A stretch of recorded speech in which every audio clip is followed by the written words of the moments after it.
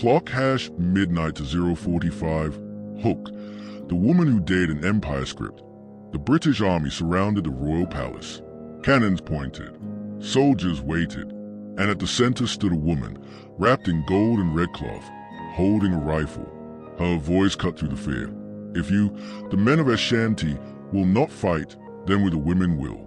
I shall call upon my fellow women, and we will fight the white men until the last of us falls on the battlefield.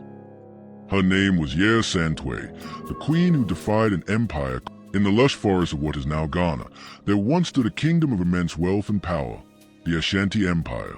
By the 19th century, it was one of West Africa's most sophisticated states, ruled by kings, guided by councils, and protected by warriors feared across the continent. At its heart was the Golden Stool, the sacred symbol of Ashanti unity and sovereignty. But when the British arrived with guns, greed, and empire, they sought not only gold, but the soul of the Ashanti people. And standing in their way was a woman who refused to bow. The Ashanti Empire, founded in the 17th century, was built on unity, trade, and an unbreakable belief in destiny. Its capital, Kumasi, was a center of art, culture, and gold, so much gold that it dazzled early European traders.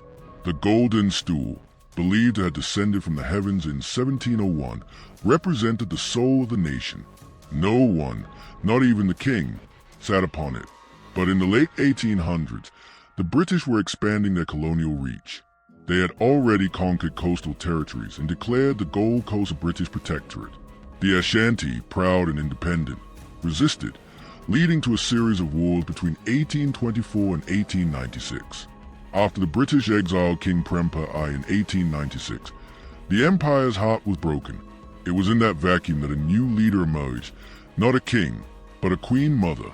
Yaa Asantewaa, Queen Mother of the Ejisu state, was no stranger to leadership. In Ashanti tradition, Queen Mothers held immense power, advising kings and protecting the lineage of their people. But Yaa was different. She was fierce, outspoken, and deeply patriotic.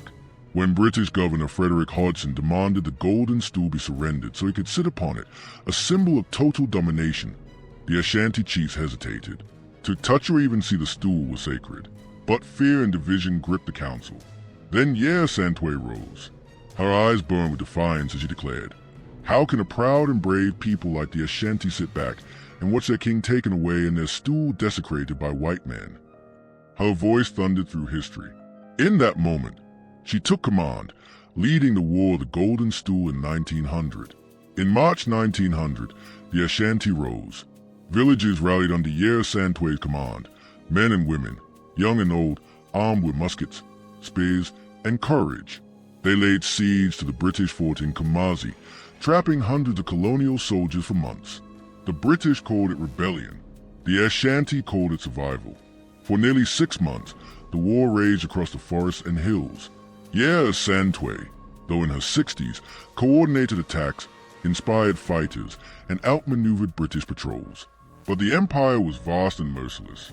By late 1900, British reinforcements arrived from across West Africa. With machine guns and artillery, they crushed the resistance. Yaa Asantewaa was captured and exiled to Seychelles, where she lived out her remaining years, far from her homeland, but never defeated in spirit. Though the British claimed victory, the war changed everything. Yaa Asantewaa's defiance became the flame that kept Ashanti identity alive. Her courage inspired not just a people, but generations of Africans who would one day rise against colonial rule. When Ghana gained independence in 1957, her spirit was everywhere. She had planted the seed of freedom decades before it bloomed. Today, her legacy lives on. Statues of Yaa Asantewaa stand tall in Ghana. Schools, festivals, and songs carry her name. And the Golden Stool, the very heart of the Ashanti, still remains untaken, untouched, and sacred. History often remembers kings, conquerors, and empires, but Yaa Asantewaa reminds us that sometimes it takes a queen to spark a revolution. She stood when others bowed. She fought when others fled. And even in exile, she remained the beating heart of a nation that refused to die.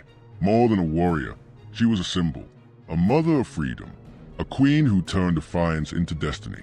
Her name was Yaa Asantewaa, the rebel queen of Africa,